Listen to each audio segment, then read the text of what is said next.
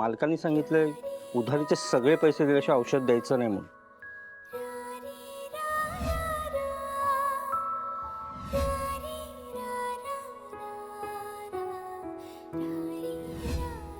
ओ दादा, जरा नीट भाव लावा ना. बहन जी सही दाम बताया बहन जी. मला काही येडी समजलं काय? मगाचपासून डोक्याची धडी करते. एवढ्या सगळ्या सामानाची 200च, याची 300 तर झालेच पाहिजेत. नहीं बहन जी परवड़ता नहीं है. मैं आपसे झूठ थोड़ा बोलूंगा. ओ मला गंडवू नका, मला सगळं कळतं. याचे 200 नाही 300च होणार.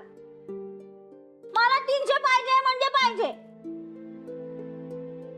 अरे नहीं होगा मैडम जी. अरे ताई, आपण हे सगळं सामान दिलं ते काका आपल्याला पैसे देणार? हो.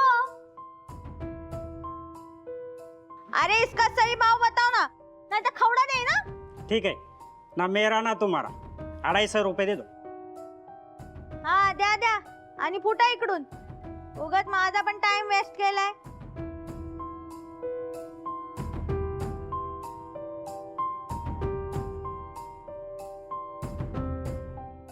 काका, हे सगळं सामान घ्या आणि मला पैसे द्या.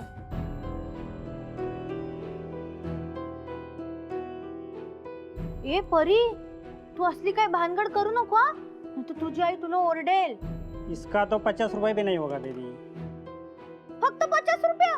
नाही, मला खूप पैसे पाहिजे, माझ्या आईला हवे. परी, ए परी. काय काकू, मी इकडे आहे. अगं इथे काय करतेस तू? ओ काकू, तिने तिचं सामान आणलंय विकायला. काय? आंटी जी आप ही समझाइए ना बेबी को. इसका तो 50 रुपये ही आएगा. अरे बाबा तुला काही कळतं की नाही? ती एवढीशी पोर सामान विकायला आली आहे आणि तू खुशाल विकत घेतोस. आंटी जी बेबी खुद लेके आई, मेरी क्या गलती है उसमें. बेबी बेबी काय लावलाय? आम्हाला काही विकायचं नाहीये. चल निघ आधी इथून. ठीक है. आणि गुड्डी, तू नुसती बघत काय बसलीस? तू तिला सांगायचं नाहीस का? अहो, काकू मी समजावलं तिला, पण तिने ऐकलंच नाही. काय ग परी, तुझ्यामुळे मला ओरडा पडला ना. तू असला राडा करू नको हा.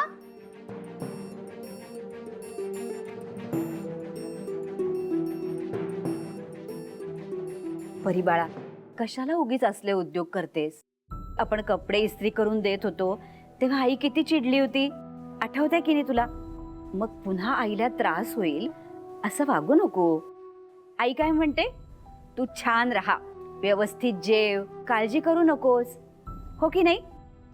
मग तू तसंच वाग, म्हणजे आई खुश होईल. आणि बाळा, तू पैशाची काळजी करू नको. आम्ही आहोत की नाही? आम्ही आईला मदत करू. हा हो काकू. चला जाऊया आता घरात.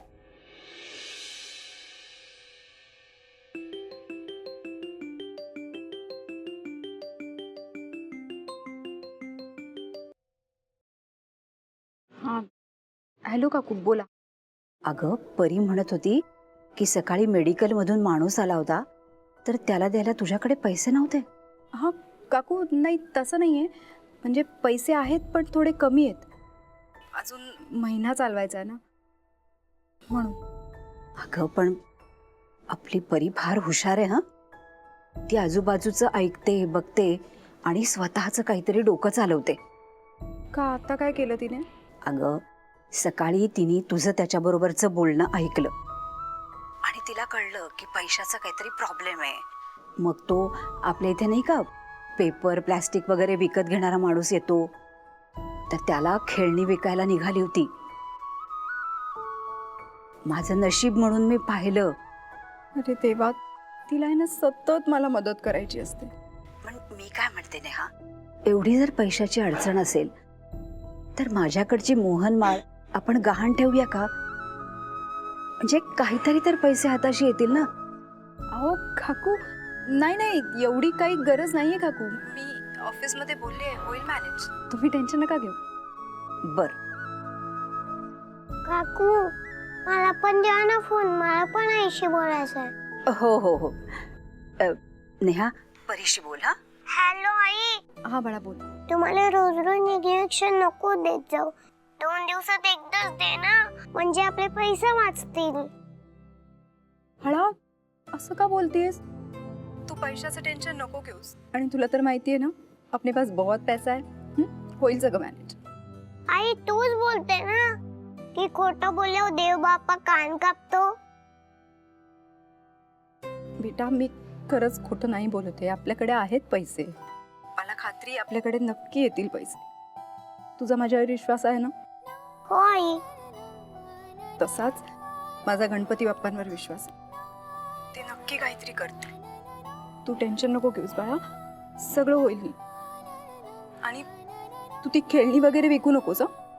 बाळा तू छान अभ्यास कर, काळजी घे स्वतःची. हो आई. ठेवते बाळा.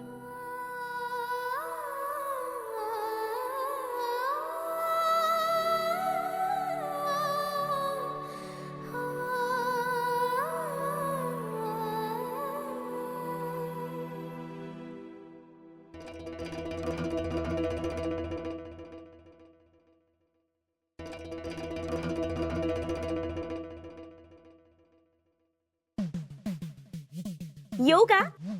नको. असं म्हटलं तरी तुम्ही यायचं थांबणार आहात का? अहो नाही ना, मग या. हो तुमचं आपलं काहीतरीच. ते असं कोणीतरी उभं राहिल्यानंतर दरवाजात येऊन तुम्ही त्याला असं नको असं म्हटलं तर कसं चालेल? मी तुमच्यासाठी किती काम करते हो. आता तुम्हाला माहितीये का की माझा नवरा आहे ना ते काय हो लागलं असतं ना मला. तो पण आहे साधं, बंदुकीची गोळी नाहीये.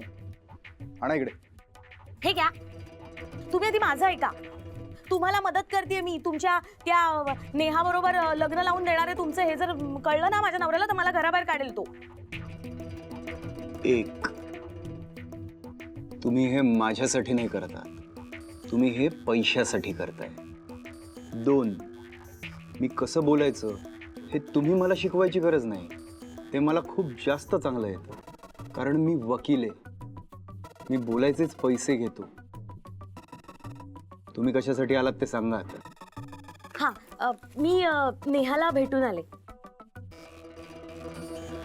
वा, मग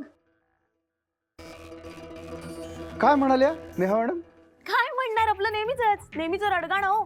माझ्याकडे पैसेच नाहीयेत, पैशामुळे खूप प्रॉब्लेम होतोय, तर मला पैशाची मदत करशील का वगैरे वगैरे. चांगलं आहे की मग.